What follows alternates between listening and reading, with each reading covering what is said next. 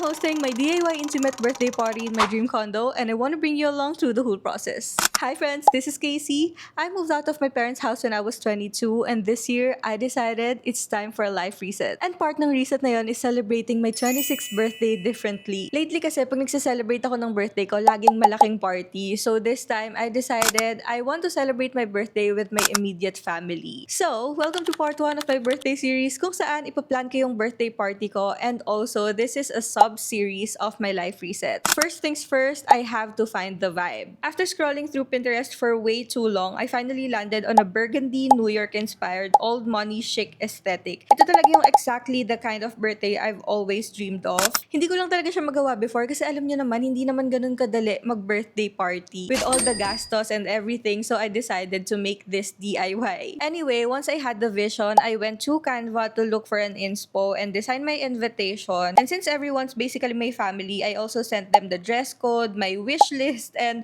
the flow of my birthday party so they know what to expect. And yes, hindi ako nahiya, nagbigay talaga ako ng wish list. Gusto rin naman nila yan. Wala silang magagawa. And after that, it's finally time for my favorite part, shopping. Since I wanted to stay within the budget, I decided to DIY the setup and order everything online para may mga vouchers. So, I decided checking out the decorations, my outfit, and even the plates and tableware I'll be using for the tablescape. Alam niyo friends, sobrang excited ko dito and I can really feel na this is part of my healing journey and my life reset. Kasi for the longest time, I don't know if makaka-relate kayo, lagi akong nagbe-birthday blues, lagi akong umiiyak, feeling ko hindi ako importante. Alam niyo, hindi naman ako nag-expect, pero parang gusto kong maramdaman na special ako sa birthday ko, ganon. So instead of dreading the day, I'm actually excited kasi meron akong nilook forward ngayon. I decided to plan for myself and make this exciting for me. I made my 26th birthday special for me. I planned this and I am really so excited kung anong mangyayari. And excited din akong i-share sa inyo friends kasi I feel like you're part of my journey as well. So kung gusto nyong malaman kung ano yung mga susunod na mangyayari, don't forget to follow me and comment so you'll get notified sa next birthday series episode. Thank you so much for watching and I hope you enjoyed this video. Yun lang. Babu!